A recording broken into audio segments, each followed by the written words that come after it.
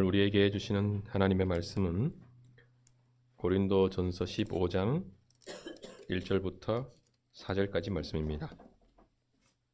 형제들아, 내가 너희에게 전한 복음을 너희에게 알게 하노니 이는 너희가 받은 것이요 또 그 가운데 선 것이라. 너희가 만일 내가 전한 그 말을 굳게 지키고 헛되이 믿지 아니하였으면 그로 말미암아 구원을 받으리라.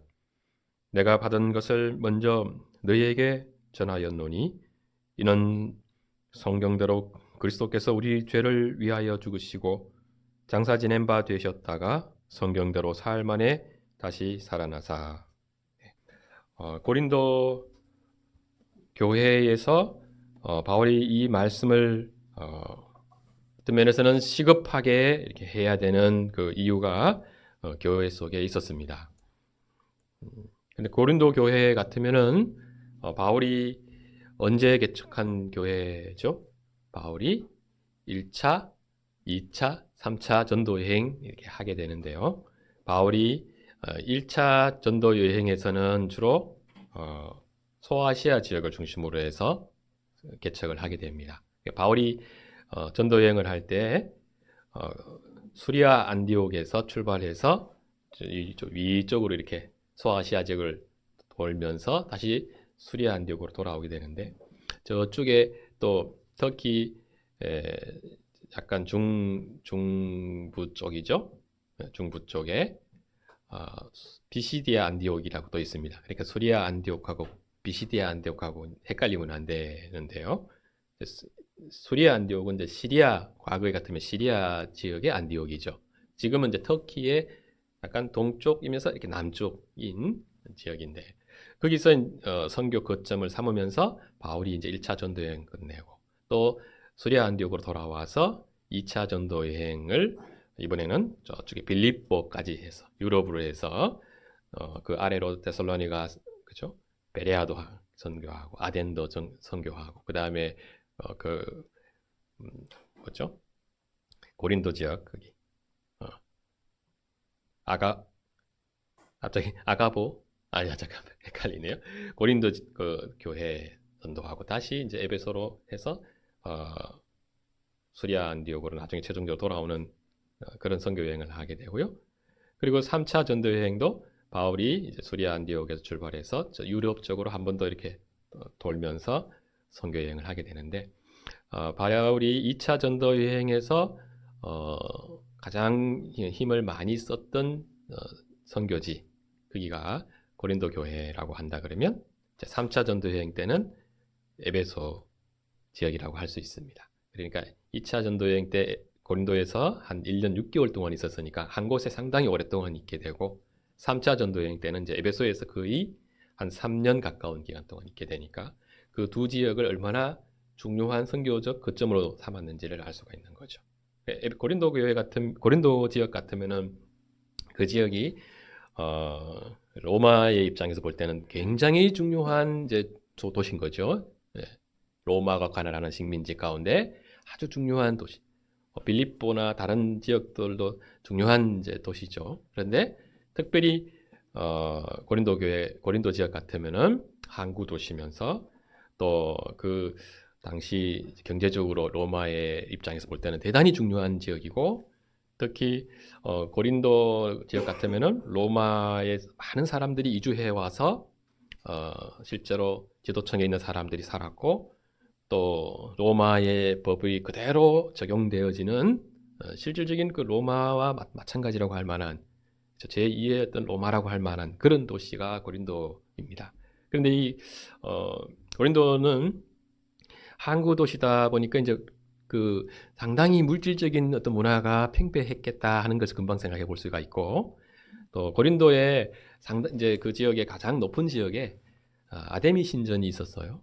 그 신전이 딱 그 도시의 중앙에 있으면서 그 전체 도시를 영적으로는 이렇게 아우르고 있는 그런 어떤 분위기를 갖고 있었습니다. 아데미 신전에만 보통 여성 사제들만 해도 한 1000명이 거기에 상주하면서 있었는데, 그 아데미 신은 다산의 신, 풍류의 신이라고 할 수 있습니다. 그래서 사제들이 그 곳에 이제 하나님 신의 어떤 그 축복이 임하기 위해서는 어떤 남녀 간의 어떤 성적인 결합을 통해서 그것이 이제 이루어진다고 하는 그런 의식을 갖고 있었기 때문에 굉장히 성적으로 문란한 도시가 또 고린도입니다. 그래서 방탕하고 엄란한 도시에 하면 그 대명사가 고린도라고 이렇게 말할 정도로. 근데 고린도라는 말 듣는 순간 그 시대 사람들은 거기 방탕한 도시 그렇죠. 그리고 경제적으로 아주 부유하고 로마의 어떤 정치나 문화가 그대로 이렇게 있는 그런 도시였는데요. 그러다 보니까 이 고린도 교회도 이제 그 영향 속에 끊임없이 노출되는 어떤 문제가 발생하고 그들의 그 사상이 교회 속에도 쉽게 파고들어올 수 있는 여지들이 많이 있었던 거죠. 그래서 고린도 교회는 이제 바울이 2차 전도 여행 때에 주로는 이제 회당을 중심으로 해서 선교를 하다가 회당 선교가 쉽지 않다 하는 것을 이제 느끼면서 사도행전 18장에 이렇게 나오는데요. 이방인 중심의 선교로 이렇게 전환하는 큰 계기가 되는 곳이기도 합니다. 그래서 바울이 감사하게도 사역 초기에 회당장 이제 그리스보라는 들어보셨죠? 기억나죠? 그리스보 이 가정이 예수님께 돌아오면서 회당장이니까 그 상당히 그 회당에서 종교적으로 지도적 위치에 있는 사람이에요. 그 사람이 예수님 믿으면서 고린도 교회가 이제 본격적으로 선교가 일어나기 시작하고 그 가정을 중심으로 해서 상당히 많은 사람들이 예수님께로 돌아오는 일이 있게 되면서 그 당시 유대인들이 그 바울의 사역을 보면서 대단히 위기의식을 느꼈고 바울을 로마 총독 갈리오에게 고소하는 그런 사건도 있고 그래요. 그러니까 이 종교는 우리와 다른 종교고 새로운 신흥 종교다 해서 마치 로마가 이제 신흥 종교에 대해서 늘 좀 경계하면서 가능하면 그런 일이 발생하지 않도록 그러면서 법적으로 이렇게 억압하는 그런 분위기가 있었거든요. 그것을 이용해 가지고 이들은 자기들이 믿는 율법과 다른 것을 이렇게 전한다 하면서 마치 그들의 문제가 바울의 문제가 법적인 문제인 것처럼 다른 법의 문제인 것처럼 교묘하게 있잖아요. 하면서 총독에게 고소를 하는데 갈리오 총독이 이렇게 잘 들여다봤죠. 보니까 자기가 볼 때는 지금 예수를 전거하는 바울과 그들과 함께하는 사람들은 그 유대 종교의 한 분파 정도로 보이는 거예요. 뭐 크게 자기가 볼 때는 다르지 않는 같은 것을 전하고 있는 것 같아서 이것은 유대인들 자신들의 자체적인 문제다 이렇게 결론짓고 그 고소를 기각하죠.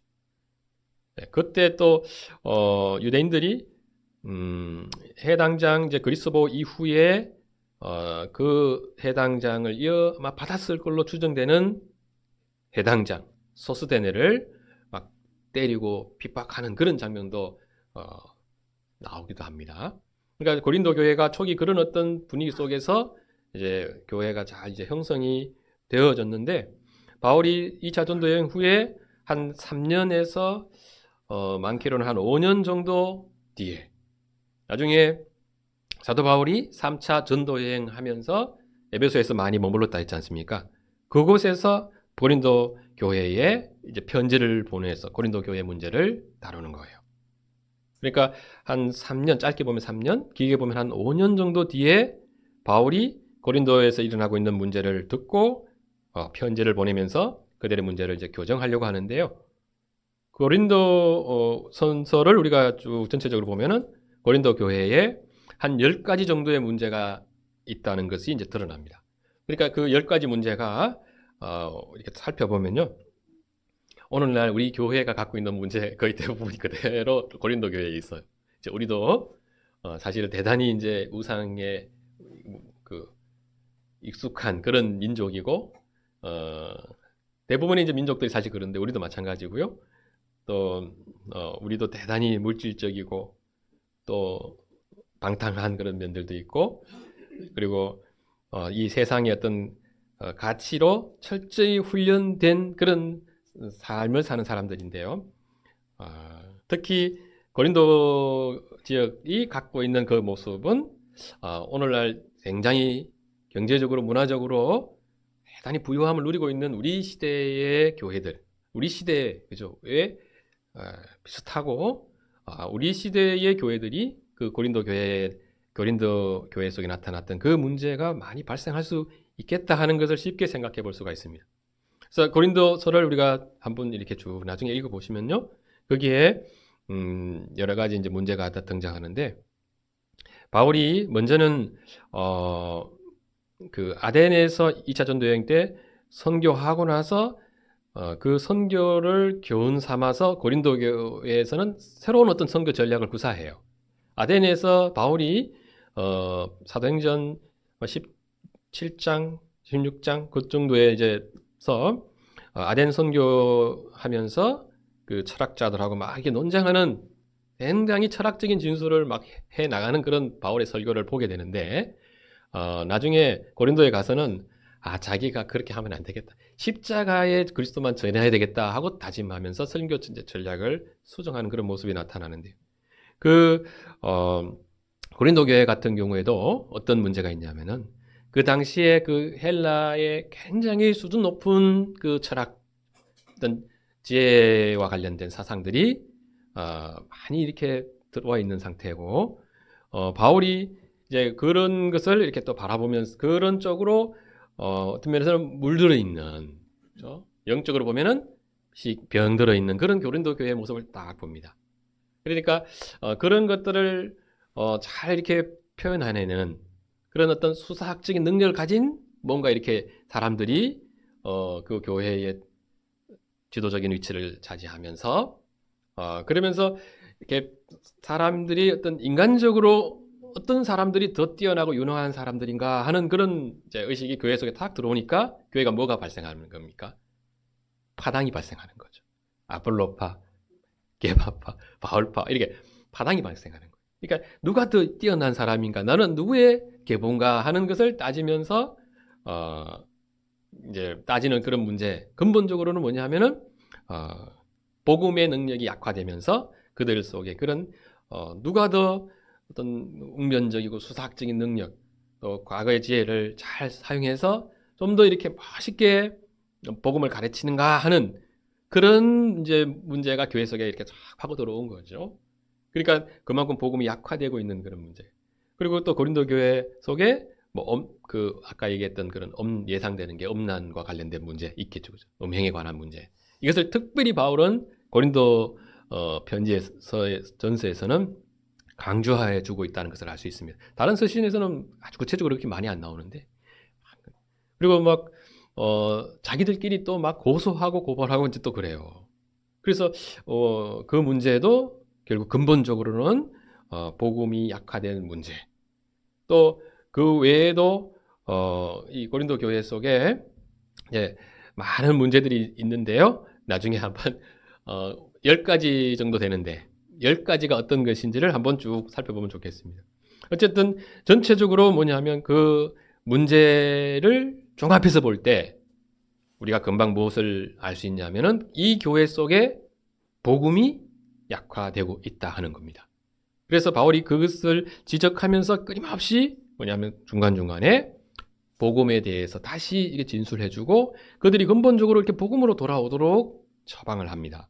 그러니까 사실은 뭐냐면 그 각각의 문제들은 뚜렷한 어떤 면에서 문제의 그런 주제들이 있는 거죠. 그러니까 그 주제에 대해서도 물론 바울이 권면을 하기는 하는데 그 전체적인 문제를 어떻게 우리 이제 교회가 우리 성도들이 접근해서 문제를 해결해 가야 되는가 하는 것을 바울의 그 예를 통해서 우리가 상당히 많은 교훈을 받을 수가 있습니다. 그러니까 우리 교회 속에 신앙생활 하다 보면은 이 고린도 교회와 비슷한 문제들도 발생할 수 있고 이게 서로 이렇게 또 뭐 하나 되지 않는 문제, 서로 어떤 다투는 문제, 심지어는 이 고린도 교회처럼 어떤 큰 음행의 문제라든지 어떤 고소의 문제 이런 것들도 발생할 수가 있거든요. 그 외에도 성찬에 관한 문제, 또 은사에 관한 문제도 있고 그러잖아요, 그죠? 그런 문제들이 우리 교회 속에도 나타날 수가 있는데 그런 문제를 이렇게 탁탁 이렇게 나타날 때 우리가 기본적으로 어떤 것을 교훈받게 되느냐면 이 모든 것들이 복음이 약화돼서 복음에 우리 신자들이 굳게 서지 못해서 나타나는 문제다 하는 것을 먼저 생각해야 됩니다. 그러니까 우리가 한국교회를 이렇게 쫙 들여다보면요, 사실 우리 속에도 그 한국교회의 그 동일한 문제를 갖고 있고, 또 조금 더 확장해서 한국교회를 보게 되면 그 문제를 우리가 가지고 있는 문제이면서 때로는 이제 우리보다 더 심각한 문제를 갖고 있다고도 볼 수 있는데요. 보면은 이 고린도 교회와 비슷한데요. 한국 교회가 이렇게 분위기가 뭐냐면요. 상당히 사실은 이제 우리가 지금 익숙해져서 잘 그 피부로 잘 와닿지 않는데 한국 교회는 상당히 기복적인 어떤 그 교회로 많이 바뀌었습니다. 크게 보면요. 그리고 한국 교회도 상당히 물질적인 어떤 그 특징, 거기에 이제 기복적인 것과 연결되어 있는, 그리고 예수님 잘 믿어서 정말 이렇게 잘 되는 거 있잖아요. 예. 야말로 예수님 잘 믿어서 이렇게 뭔가 성공하는, 입신양명하는 그런 쪽이 어떤 생각들이 우리 교회 속에 사실 굉장히 편만해져 있어요. 그래서 이제 그런 것을 잘 추구하게 하는 그런 교회나 그것을 이제 잘 독려해서 그렇게 열심히 하게 하는 그런 어떤 영적인 무브먼트를, 신앙생활을 열심히 하는 걸로 이렇게 착각하는 그런 정도까지 이미 교회가 상당히 이제 와 있습니다. 그게 우리가 교회의 역사를 이렇게 좀 살펴보게 되면 우리 문제가 얼마나 이제 이 복음의 본질에서 벗어나고 있는지를 사실 좀 더 인식할 수가 있어요. 그러니까 우리가 이제 신학적으로 우리 시대의 복음을, 그래서 신복음주의에 가깝다고 이렇게 얘기합니다. 그러니까 복음주의라고 하는 우리 전통적인 우리가 따르려고 하는 신학적 그런 입장이 있는데요. 복음주의. 그 복음주의라고 말할 수 없는. 그래서 이제 새로운, 이거는 복음주의인데 이것을 구분해서 신복음주의라는 표현을 써야 되는 그런 상황까지 가게 되는데요. 그 신복음주의라고 하는 그 영향 속에 우리 20세기 한국교회뿐만 아니라 특히 미국의 교회까지 해서 다 그 바운다리 안에 들어가게 돼 있어요. 이 신복음주의의 특징은 뭐냐면 기본적으로 복음이 많이 약화되고 교회에서는 이제 교리를 자세하게 가르치지 않는 상당히 반지성적인 어떤 그런 면들이 이렇게 오게 되고요. 그래서 이제 대단히 이렇게 감정적인 것을 추구하는데 문제는 뭐냐 하면은 우리 그리스도인들이 원래 누리고, 그죠? 가지고 있어야 될 그런 정서들에서부터 실질적으로는 멀어지는 그런 현상이 우리 교회 속에 이렇게 있는 겁니다. 실제로는. 그러니까 우리 복음주의에서 우리의 감정의 문제를 다룰 때 사실은 제일 중요하게 다루는 것은 뭐냐면요, 예수님의 그 복음으로 말미암아 우리가 하나님 앞에 깊이 회개하는 거예요. 그렇지 않아요? 그게 항상 전제되는 거거든요. 우리가 은혜를 많이 받으면 받을수록 실질적으로 우리에게 어떤 현상이 나타나느냐면 죄에 대한 더 깊은 고백과 그거로 인한 슬픔이 있게 돼요. 그리고 나서 그런 우리를 다시 위로하시고 정죄하지 않으시고 우리를 다시 일으키시는 오늘 이제 이 말씀에서 또 이제 말씀하고 있는 그리스도의 이 부활의 능력이죠.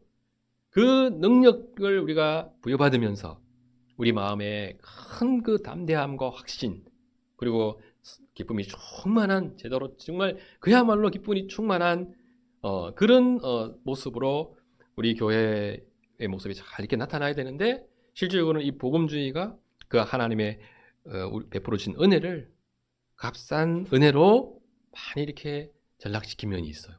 그래서 실질적으로 뭔가 우리가 감정적으로 많은 것들을 이렇게 경험하긴 하는데 정말 경험해야 되는 가장 중요한 이 거룩하신 하나님을 바라보면서 느끼는 그 애통함 있잖아요. 그렇죠? 네. 그런 부분에서는 우리 교회가 이렇게 점점 멀어지고 있는. 그래서 우리 교회 속에 실질적으로는 복음에 관해서 많은 것들이 가르쳐지지 않고 특히 죄와 회개와 그죠?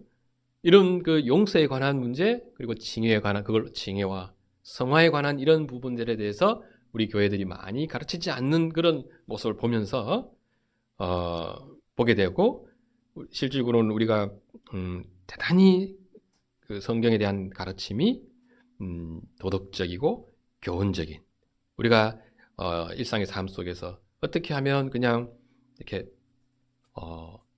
예의 바르고 교양이 있고 무엇이게 살 것인가 하는 어떤 그런 쪽으로 어떤 설교라든지 가르침과 교육이 많이 이렇게 치우쳐가는 그런 모습을 우리 교회 속에서 보게 됩니다.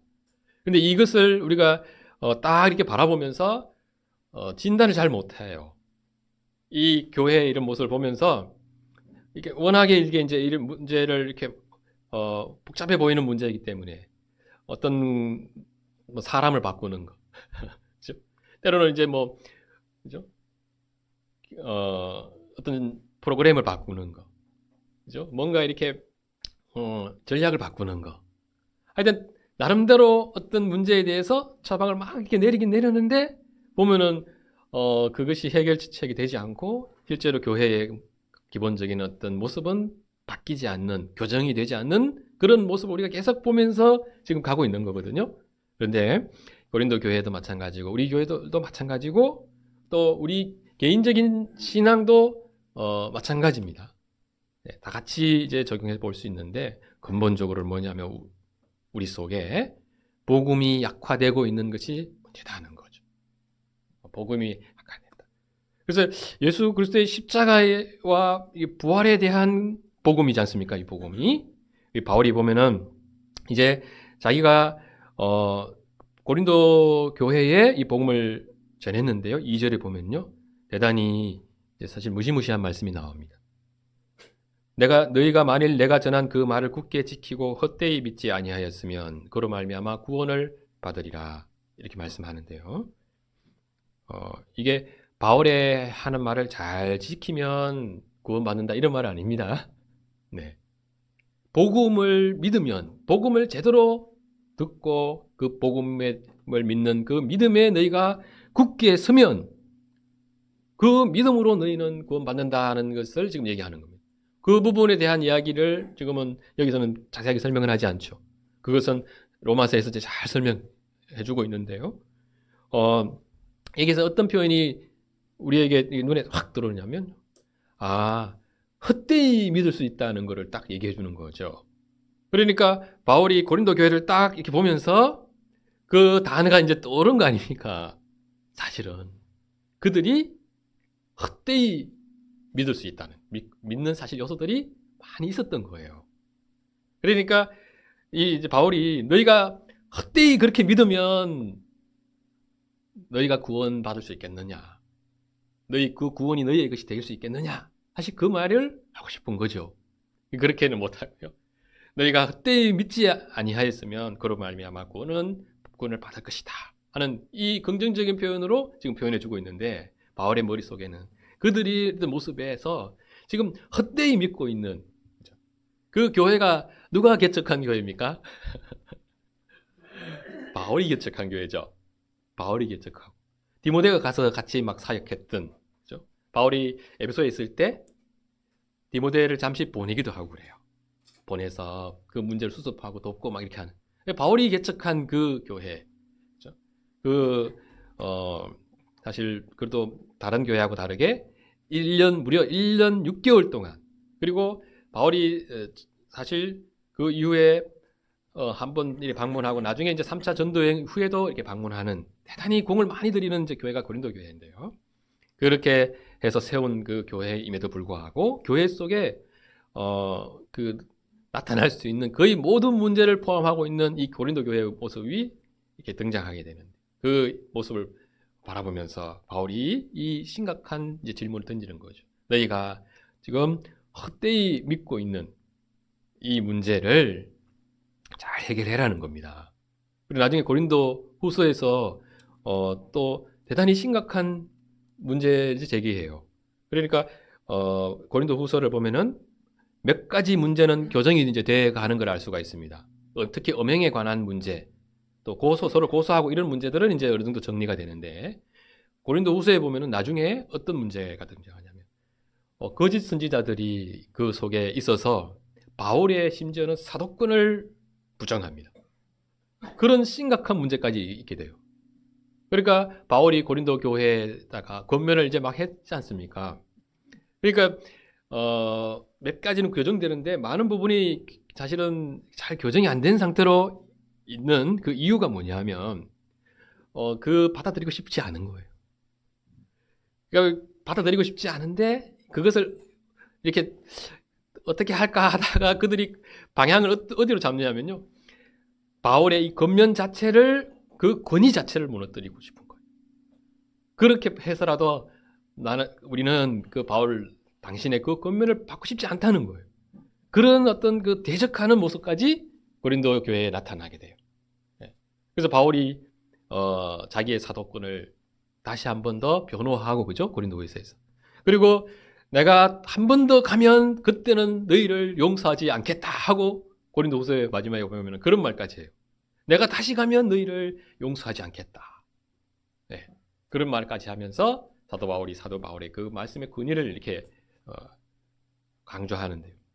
그래서 이 교회가 얼마나 이제 심각한가 하는 것을 우리가 한번 엿보면서요, 바울이 이 교회를 다시 회복시키려고 할 때 예수 그리스도의 십자가와 부활을 중심으로 한 이 복음을 이들에게 다시 가르치고 그것을 중심으로 해서 교회를 새롭게 하려고 했다 하는 것을 우리가 한번 잘 생각해 볼 필요가 있고, 이제 우리가 그동안 사실은 예수님 그리스도의 복음에 관해서 계속 많은 이제 이렇게 말씀을 나누고 했었습니다.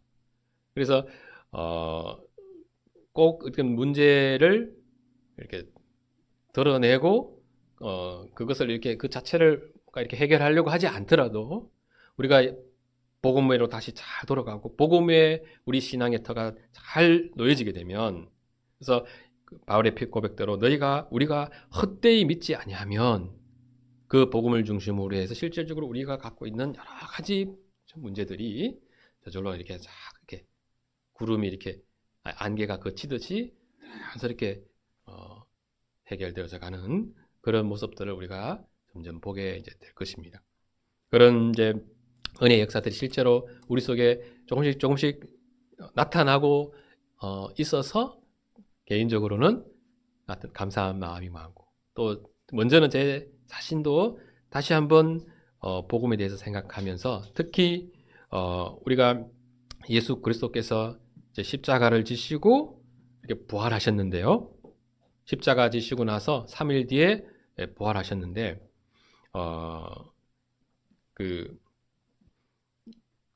예수님의 그 십자가와 이제 부활이 그 역사적 사실을 우리가 이제 부정하는 그런 모습은 우리 교회 속에 잘 보이지 않습니다. 그런데 예수님의 십자가와 부활이 실제로 우리 교회 속에 우리의 삶을 통해서 어떻게 이렇게 표현되어져야 되는가 하는 이 부분에 있어서는 우리 이제 생각을 많이 못한 면이 있고요.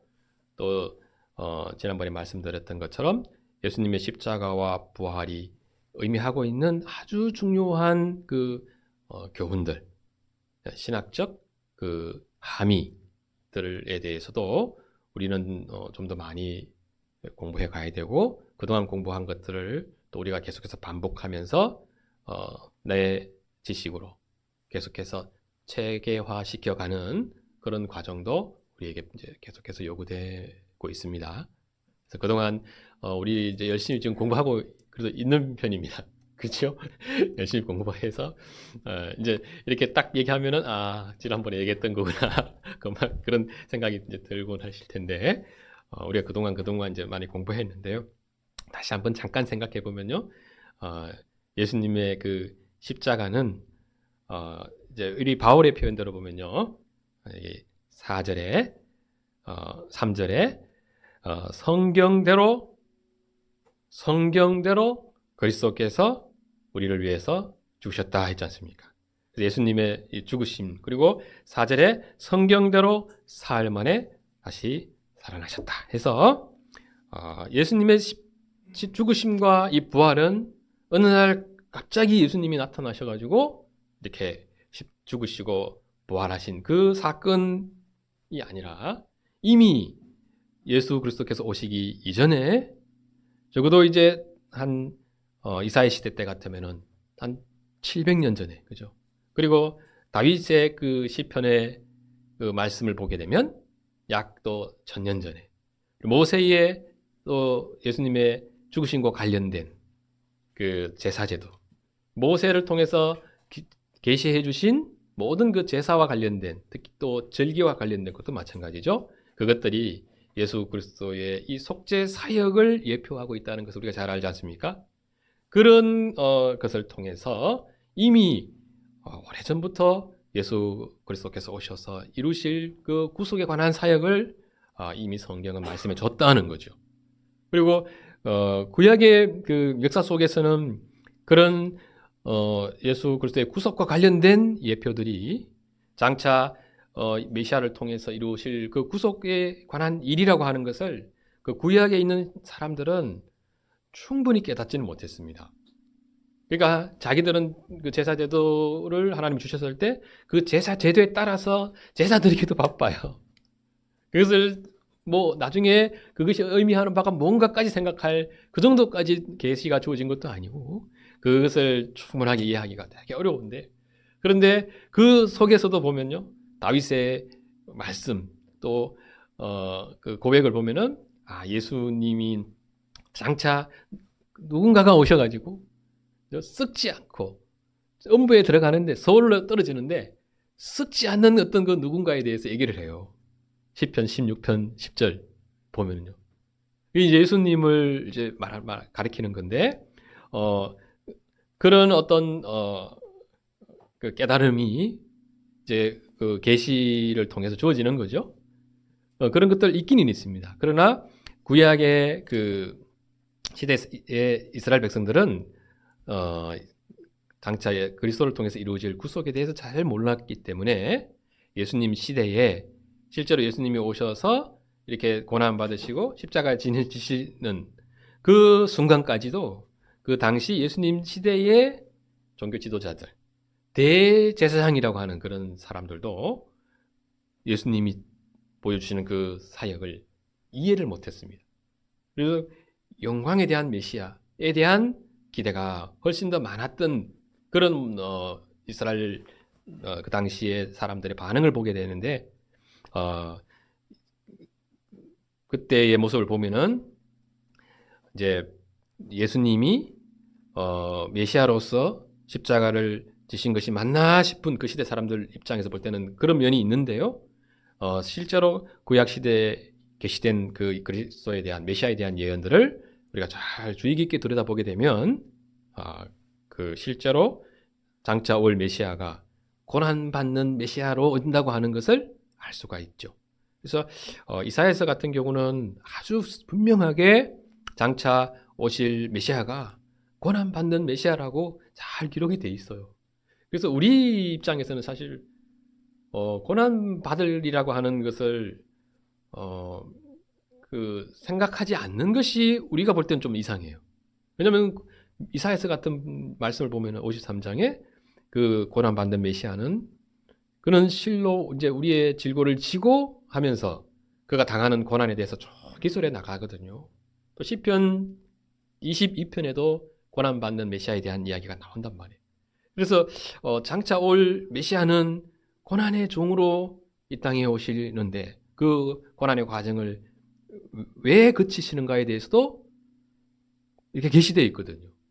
우리의 죄 때문에, 우리의 허물 때문에 그 메시아는 고난받고 죽임을 당한다고 하는 것이 분명하게 이렇게 잘 계시되어 있는데, 예수님 시대에 대부분의 이제 그 종교인들이 그 부분을 인식하지 못했다고 하는 것은 그들이 얼마나 그 시대가 하나님의 말씀에서 멀어진 시대였는가 하는 것을 보여주죠. 그러니까 참된 신앙이 그 시대의 종교 지도자들에게서 보이지 않았다고 밖에는 볼 수가 없습니다. 그래서 그 가운데서도 뭐예요? 예수님 시대에 그 제자들 같은 경우는 그죠? 종교 지도자들하고 비교하면 성경에 관한 어떤 지식에 대해서는 대단히 부족한 사람들입니다. 그런데 그 제자들은 예수님과 함께 따라다니면서 주님의 말씀을 들었을 때 그리스도께서 이 땅에 어떻게 왜 오셨는지에 대해서 서서히 눈을 떠가는 모습을 보게 됩니다. 예수님 제자들도 처음에 이제 예수님이 공생의 사역을 시작하고 한 3년 정도 사역을 하시는데요.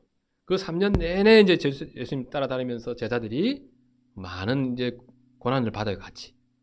제자들은 근데 마음속에 어떤 것이 계속 있었냐면은 예수님이 예루살렘에 올라가면 드디어 임금으로 등극하셔가지고요.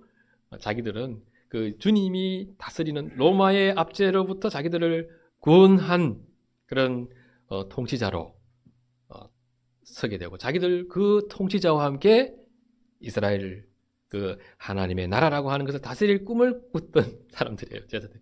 그때 제자들에게 한 두 가지의 그 지식이 있어요. 하나는 그것은 계속 그것은 있을 것 같고, 그런데 예수님의 그 많은 말씀 속에는 뭔가 우리 주님께서 고난 받으시고, 그죠? 막 그렇게 뭔가 이렇게 장차 왕과는 어울리지 않는 그 모습도 예수님 계속해서 말씀해 주시기 때문에 그 지식도 갖고 있는 거거든요. 근데 이 지식이 어떻게 이렇게 통합될 수 있는지 자기들은 이제 그게 이해가 되지 않는 거죠. 통합이 안 되는 거예요. 그래서 제자들은 이쪽보다는 뭐예요? 고난받고 장사 지내는 바 되는 그 주님의 말씀은 두고 분명히 주님께서 나는 고난받고 장사되었다가 3일 만에 다시 살아난다고까지 얘기했거든요. 그런데도 십자가에 체포되시고 십자가에 못 박히시는 순간까지 그 말씀을 이렇게 중심으로 해서 생각하지 못하는 그걸 보면은 제자들도 그 한계를 보이게 되는데요.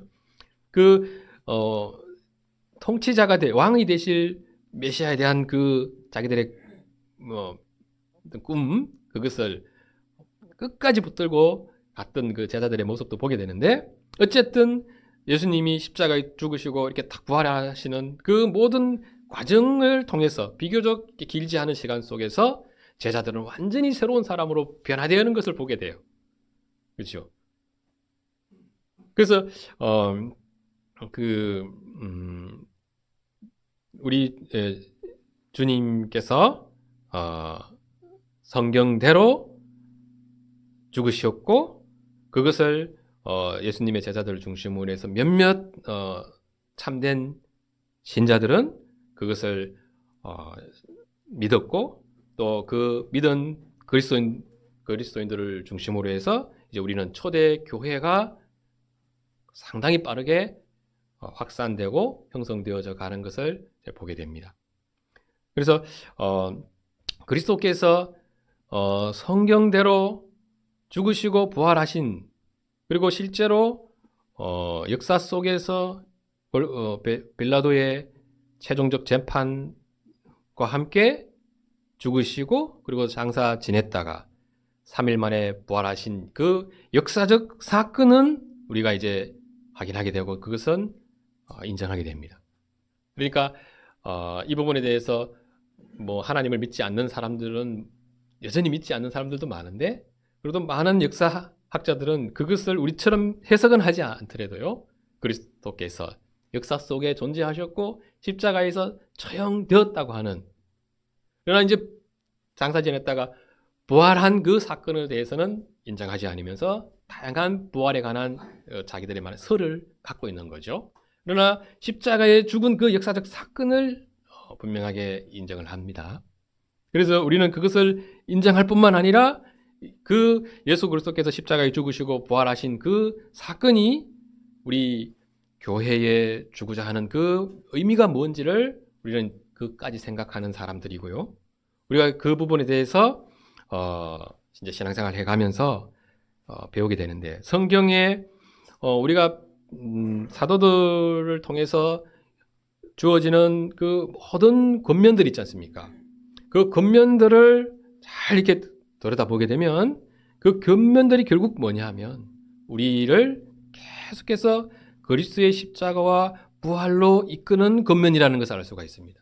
그래서 우리가 특히 목사님들이 설교를 하게 될 때 어떤 말씀이든지 그 말씀을 우리가 깊이 묵상하고 그 근원을 잘 거슬러서 이렇게 들어가게 되면은 모든 말씀이 예수님의 십자가와 이 부활로 다시 돌아가게 되고 그 십자가와 부활에 참여한 사람들은 어떤 그런 문제 속에서 자신을 다시 어떻게 이제 바라보고 교회를 어떻게 바라보고 어떻게 가야 되는가 하는 거기에 대한 답을 예수님의 십자가와 부활을 중심으로 해서 딱 생각하면 그 답이 쉽게 쫙 드러나게 돼요.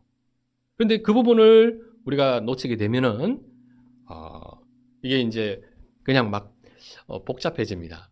복잡해지고 뭔가 답을 이렇게 주는데 실제로 그 답이 근원적인 대안이 되지 않고 어떤 문제가 하나 해결되는 것 같으면 또 요 문제가 또 새로운 문제가 끊임없이 등장하는 그런 모습을 우리가 교회 속에서 사실 많이 보게 됩니다.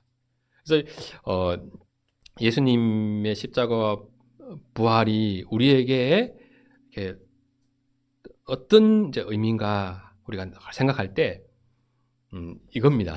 뭐냐면은 예수님이 이제 죽으시고 부활하신 후에 예수님의 제자들에게 너희는 내 증인이 되라 이렇게 얘기하세요.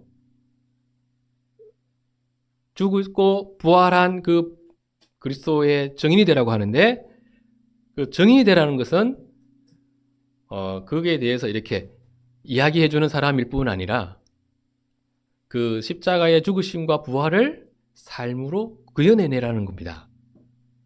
그것을 우리가 이렇게 복음서를 따라서 쭉 읽다 보면은 자연스럽게 그런 결론이 나와요.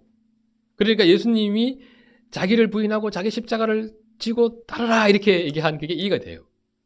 그래서 우리도 그 그리스도의 증인이 되라 하면은 나도 그리스도처럼 십자가에 죽고 부활하고 죽고 부활하는 그 삶을 실질적으로 드러내서 그리스도의 증인이 되어야 된다고 하는 그 결론이 이렇게 딱 도달하게 되는데 우리가 이 단순한 것을 너무 지금 좀 복잡하게 생각하는 경향이 있습니다. 그래서 주님께서 부활하셔서 우리에게 주시는 은혜가 뭐냐 하면은 십자가 우리가 이제 생명을 주시고 자녀 되게 해주시고 하나님 나라를 기업을 상속받도록 이렇게 해주시잖아요. 예수님의 그 부활 때문에 그 모든 은혜가 우리에게 주어지는 거거든요. 그런데 그 놀라운 은혜를 우리 주님께서 주신 이유가 뭐냐 하면 십자가를 지라고 그러는 겁니다. 네. 그게 이제 복음의 아주 중요한 핵심이에요.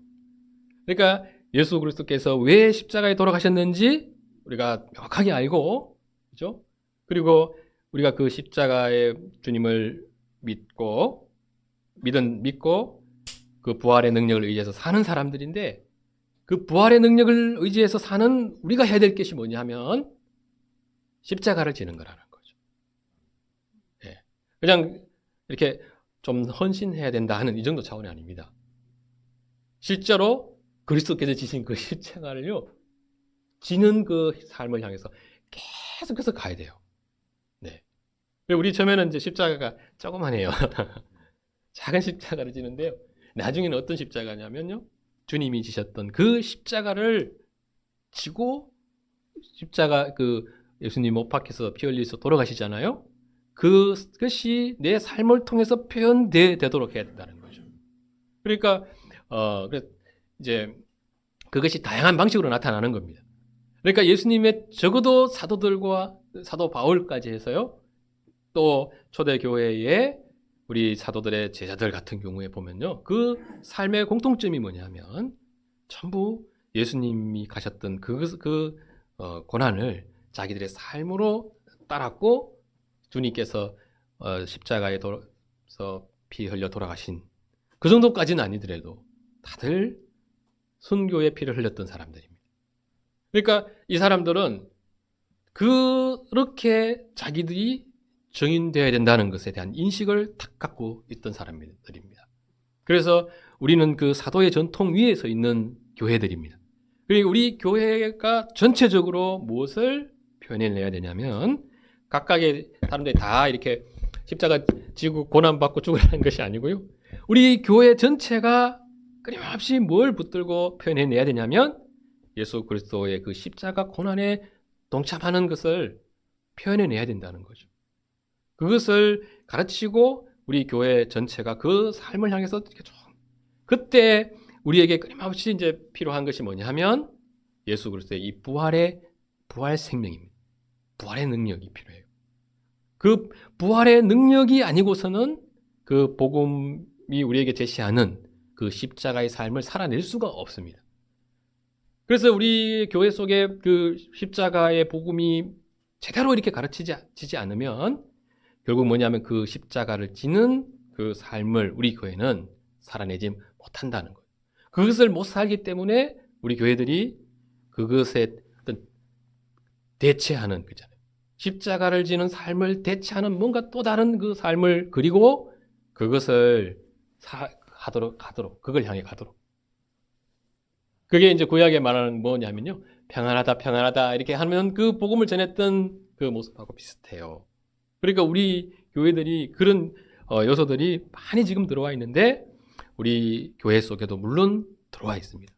그래서 우리가 복음에 대해서 계속 배워가면서 예수 그리스도의 이 부활의 그 능력을 주님께서 우리에게 부여해 주신 것, 그것이 주님이 가셨던 그 고난의 길을 우리도 같이 가게 하는 그 사명이죠. 사명을 위해서 주셨다고 하는 것을 잊어버리지 않고 잘 먼저 생각했으면 좋겠습니다. 그래서 이 복음에 대해서 계속해서 배워가는 그런 은혜가 우리 속에 계속되었으면 좋겠습니다. 같이 기도드리겠습니다. 거룩하신 아버지 하나님, 오늘 예수님의 부활을 기념하면서 우리가 예수님의 그 십자가 부활에 관한 사도 바울의 메시지를 다시 생각하고 오늘날 우리 교회와 우리 그리스도인들이 이 복음의 더 위에 참으로 굳게 서 있는지를 다시 한번 돌아보게 됩니다. 아버지 하나님, 이 부활의 복음을 우리가 먼저 잘 배워가게 해주시고 실질적으로 그리스도의 이 십자가와 부활을 통해서 우리에게 가져다 주신 이 놀라운 은총을 저희가 굳게 붙들 수 있게 해주시고 주님의 그 은혜와 능력을 저희가 의지하여서 주께서 우리로 끊임없이 십자가로 초청하시는데 그 십자가의 삶을 향하여서 순종하며 나아갈 수 있도록 은혜를 베풀어 주시옵소서. 우리 속에 그 거룩한 삶을 향한 거룩한 소원이 우리 새성할 교회 속에 충만케 하여 주시옵시고 주님, 저희가 그러한 삶을 살아가려고 할 때 주께서 십자가와 부활을 통해서 우리에게 베풀어 주신 그 은혜가 우리 속에 충만히 나타나게 하여 주시옵소서. 예수님의 이름으로 기도하옵나이다. 아멘.